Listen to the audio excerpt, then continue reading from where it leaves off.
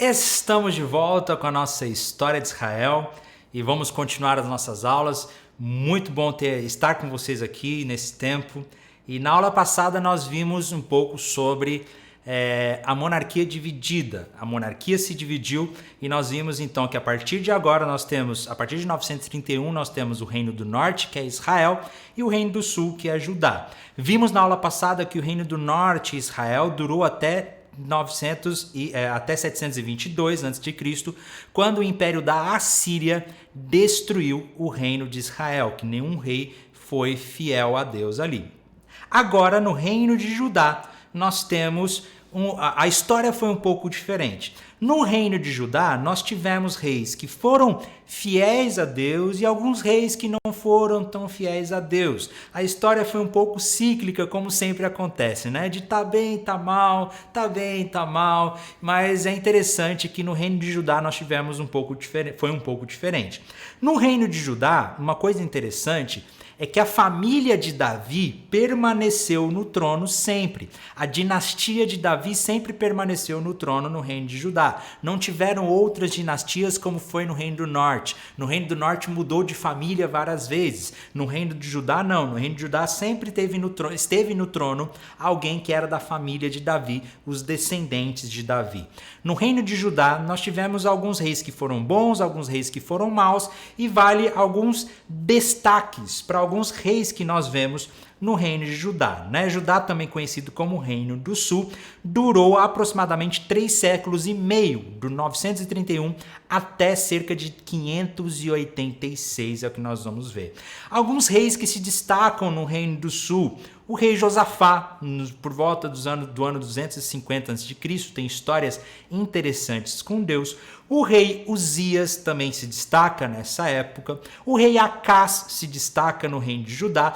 O rei Ezequias se destaca também. Rei Ezequias foi aquele rei que permaneceu de pé quando Israel foi destruído. Quando Israel foi destruído, quem permaneceu, quem orou a Deus e Deus trouxe milagres, Deus falou, foi o rei Ezequias por volta de 700 a.C. O rei Josias ele foi muito importante, porque o rei Josias ele redescobriu as leis. O rei Josias redescobriu a Deus. O rei Josias trouxe uma grande reforma religiosa para o reino de Judá. Ele fez com que as leis fossem lidas novamente, que os ídolos fossem destruídos, que houvesse uma reforma geral religiosa no povo de Deus. O rei Josias é um rei muito importante para a história de Judá, porque foi um rei que foi fiel a Deus e ouviu a voz de Deus.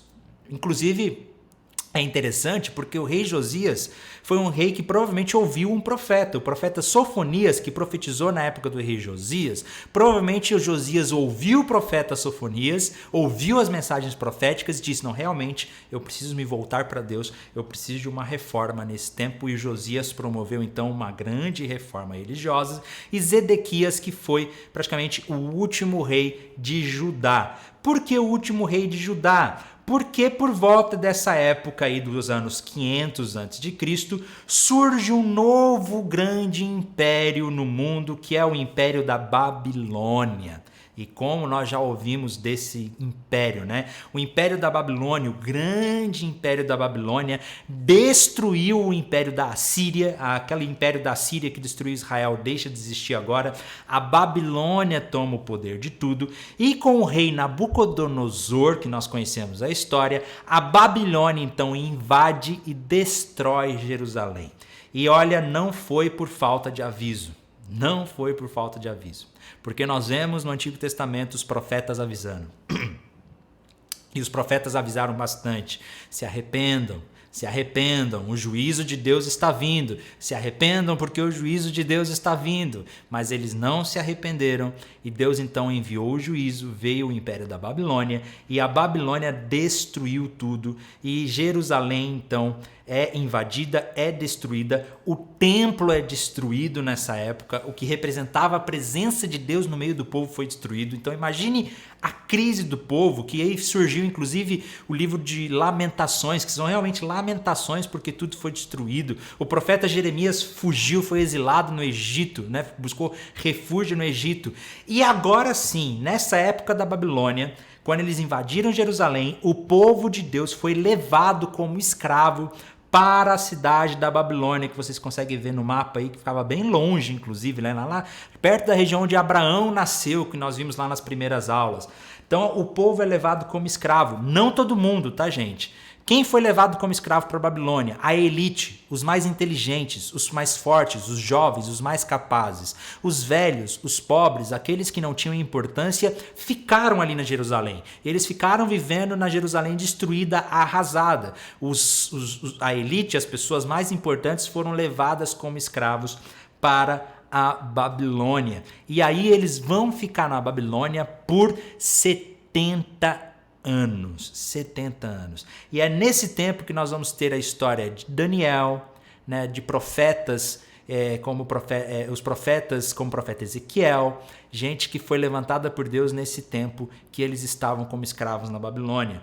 É interessante, eu tenho uma série de reflexões em Daniel no nosso canal no YouTube, da Escola do Discípulo, que mostra como Deus é soberano sobre todas as autoridades, sobre todos os reis, e ele usa inclusive para o seu juízo, mas o povo permaneceu fiel a Deus, eles se tornaram bons cidadãos. O profeta Jeremias inclusive disse para o povo, esse tempo que vocês vão ficar na Babilônia, sejam fiéis a Deus e trabalhem, se multipliquem, sejam bons cidadãos, porque vai demorar para vocês voltarem para casa.